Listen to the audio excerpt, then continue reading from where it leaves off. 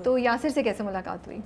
यासिर से ऐसे अब मुलाकात, अच्छी सी मुझे लव स्टोरी चाहिए यार यासिर का साथ पहला चटपटा। इंप्रेशन बहुत ख़राब। क्यों? क्योंकि जब पहली दफ़ा मुझे, यासिर उस वक्त सीनियर एक्टर था मेरीन जब्बार और मायूस सईद, तो सानिया अच्छा, वो सईद, था। इनके ग्रुप में अकड़ा। बड़ा अकड़ू था थोड़ा ना, अपने आप को समझता था कि पता नहीं मैं क्या हूँ।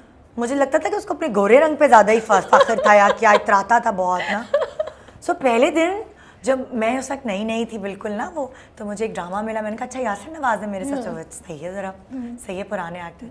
तो मैं गई उस दिन ना, वो शूट पे नहीं आया, उसने डिच कराया, मैंने पूरा मेकअप हुआ हुआ, और तो मैंने कहा कितना घमंडी इंसान है, मतलब ऐसे तो नहीं करना चाहिए, सही है मैं नहीं हूँ मगर मैं आई हूँ, शूट कैंसिल हो गई उसकी वजह से, क्योंकि वो सुबह शूट पे नहीं आया, कोई प्रॉब्लम, खैर वो नेक्स्ट डे शूट पर आया।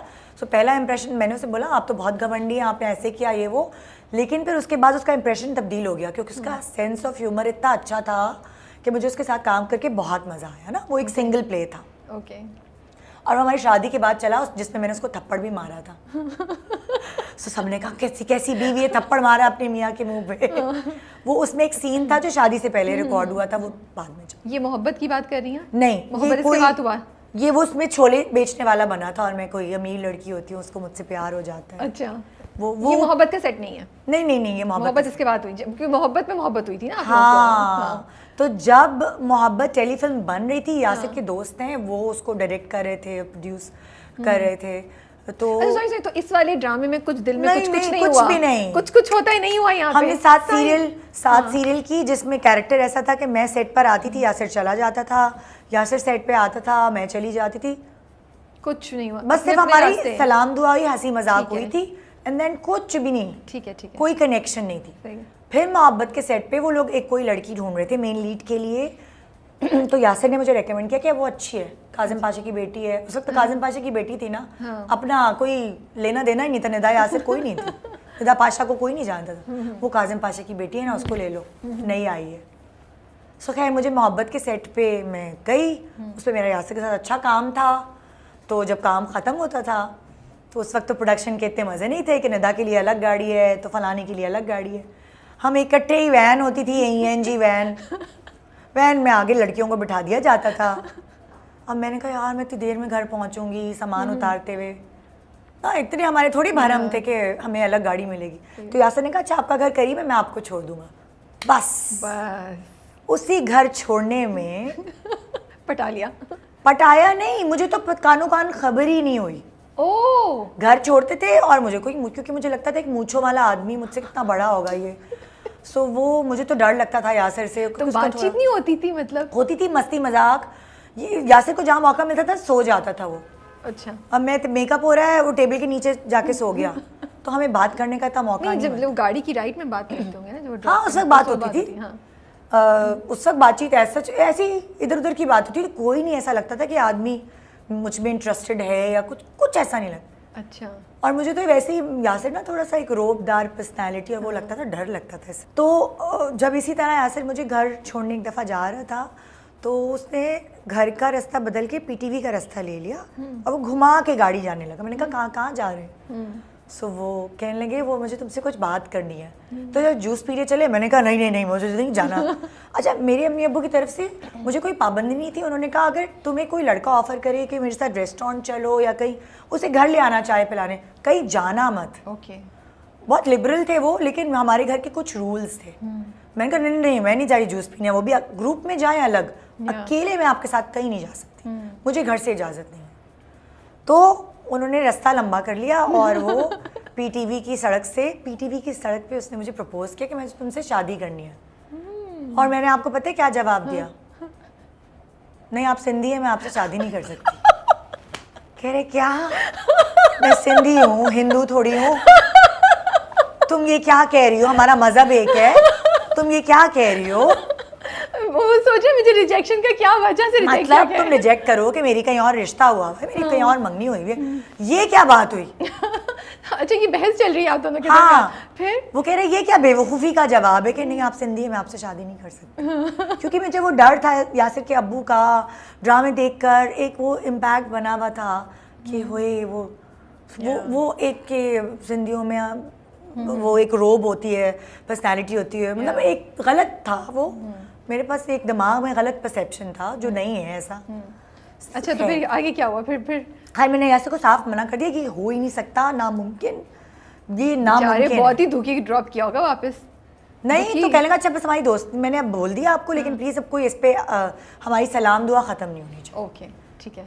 मैं घर गई, मैंने अपनी अम्मी को, मेरी अम्मी से मेरी बहुत दोस्ती, मैं अम्मी और बहनों को बताया, तो मेरी अम्मी और बहनें इतना हंसी, ये कोई जवाब है सिंधी कहने का, उसको परखो, ऐसे थोड़ी होता है कि मुंह पे चमाट मार के आ गई तुम के नहीं हो सकती। उस वक्त मेरे अब्बू को नहीं पता था, तो फिर मैंने अच्छा खैर ये चुप हो गई मैं। फिर यासिर और मैं एक दूसरे, हमारा एक ही दोस्तों का ग्रुप था, तो हम शादी में इसमें उसमें मिलते जुलते रहे, और तो फिर मुझे लगा कि फिर उस वक्त यासिर ने मुझे पटाना शुरू किया। अच्छा। कभी मुझे फूल दे दे, कभी मुझे गजरे दे दे, और गाड़ी में ऑफर करने लगा मैं छोड़ के आ सकता हूँ, आपको कोई मसला नहीं है। प्रपोज किया बट आप घबराई नहीं है, फिर भी छोड़ देता हूँ। हाँ, मैंने कहा कोई बात नहीं, और इतना परफ्यूम लगा के साथ बैठता था ना कि आप वैसे ही ना अट्रैक्ट हो, उफ फ्रेश। लेकिन ये मैं बता दूं कि वो, उसने मुझे बाद में बताया, मैंने कहा तुम इतना परफ्यूम पे पैसे खर्च करते हो, थोड़े जमा करो, तो उसने मुझे बताया मैं नकली वाला परफ्यूम नहीं होता बनाता, वो जिसकी बहुत थोड़ी देर में ही वो उड़ जाती है। सो ये मैं पैसे इतने खर्च नहीं करता, मैं नकली वाले परफ्यूम से। तो मुझे ये वाली बातें ना उसकी इतनी अच्छी लगी कि शो नहीं मारता था, और वो ब्रांड और ये, और वो बहुत फेक नहीं था, नेचुरल था। तो मुझे ना आहिस्ता आहिस्ता उसकी बातें अच्छी लगी, उसकी कंपनी में मुझे मजा आने लगा, बहुत हंसाता था, और शक्ल सूरत का तो अच्छा था थोड़ा। सो फिर आहिस्ता आहिस्ता मैं पट गई। तो फिर आपने इजहार किया या नहीं? फिर मैंने कहा, कहने लगा कि उनको अंदाजा हो गया होगा कि लड़की पट गई है। नहीं अंदाजा हुआ था। मैंने कहा अच्छा चलो मैं ट्राई मारती हूँ। सॉरी, मुझे इतना मजा आ रहा था कि मैं इतने सवाल पूछे जा रही हूँ। मैं ट्राई मारती हूँ, अपने अब्बू से पूछती हूँ। तो मैं अब्बू के पास गई, बहुत हिम्मत बांध के, रात के 4 बज रहे थे। तो मैंने अब्बू से कहा अब्बू सुने, वो मुझे आपसे एक बात करनी है। कह रही हैं कि इसके बारे में, यासिर के बारे में। मेरा ना मुंह खुला का खुला रह गया कि अल्लाह मेरे अब्बू को कैसे पता। मैंने तो डिस्कस नहीं किया, लेकिन अंदाज़ा हो जाता है क्योंकि मैं उसकी बातें बहुत करती थी, वो इतना हंसाता है, वो ये करता है, वो घर में डिस्कशन करती थी, तो उन्होंने थोड़ा स्मेल कर लिया था। कह रहे निदा कि नहीं देखो हम शोबिज़ में शादी नहीं करो, हवाई रोज़ी है। मैंने कहा आप तो खुद शोबिज़ में हैं। कह रहे हैं भाई हम तो पीटीवी पे नौकरी में हैं, ये वो। सो उन्होंने मुझे समझाया, मैं समझ गई। मैंने कहा ठीक है पापा, मैं कोई इसमें इन्वॉल्व थोड़ी हूँ, अगर आपको सही नहीं लगता तो मैं इसे मना कर देती हूँ। तो मैंने यासिर को फ़ोन किया, मैंने कहा तुम्हारी हवाई रोज़ी है। मेरे अब्बू तैयार नहीं है, मैं तो नहीं कर सकती, मैं तो मैं इन्वॉल्व भी नहीं हूँ, और मेरी तरफ से मना है क्योंकि मेरे अब्बू ने मना कर दिया। कह रहा अच्छा सही है, तुम अपने अब्बू से को मुझे एक चांस दें। अब्बू ने मुझे ये मना नहीं किया ऐसे। अब्बू ने कहा मैं 2 साल देता हूँ तुम्हारी शादी की, मुझे कोई जल्दी नहीं है, उसको कहो कुछ वो पक्का काम कर ले। 2 साल में? 2 साल में। वो 2 साल में वो लड़की कैसे जाने देता। उसने बुटीक खोली। उसने मेरे अब्बा को इम्प्रेस करने के लिए बुटीक खोली, और जमजमा पे जो थी, जमजमा पे एक बुटीक खोली जो किराए पे ली। वहाँ पे औरतों के कपड़े थे, उसने मर्दों के कपड़े पता नहीं कैसे सिलवा सलवू के फैसलाबाद गया, मुंह पे चादर लेके खुद कपड़ा खरीदा, और कैसे कपड़े सिलवाए मर्दों की। डेडिकेशन भाई।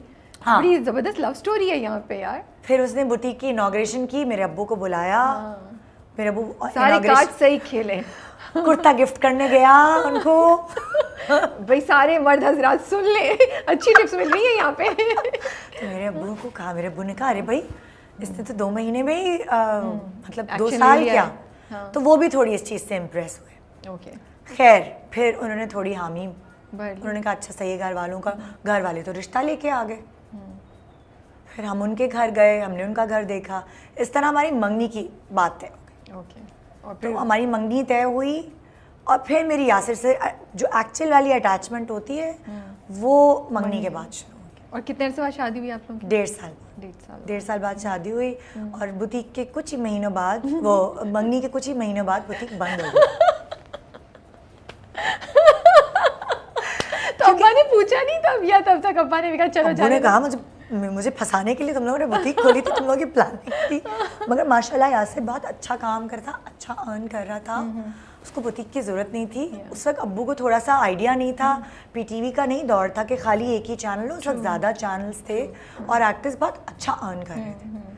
सो फिर मेरे अब्बू ने अब तो बत्ती मंगनी हो गई थी। हाँ। अच्छा, अब वो बताएं कि किसके पैसों से कारपेट डला था और किसके, वो मुझे लगता है बड़ी अच्छी स्टोरी है for all the young couples जो स्ट्रगल करते हैं, उनको पता चले कि यार मज़ा आता है। अच्छा, ये भी यासिर के घराने की भी बहुत अच्छी चीज़ थी कि ये लोग जैसे होते ना टिपिकल के, अच्छा लड़की ऐसे हैं ये लोग, जैसा ये नहीं करेंगे वो नहीं करेंगे, वो लोग भी बिल्कुल बहुत इस मामले में अच्छे थे। उन्होंने कभी कोई ऐसी डिमांड नहीं की कि ऐसा हो कि लालची हैं ये वो।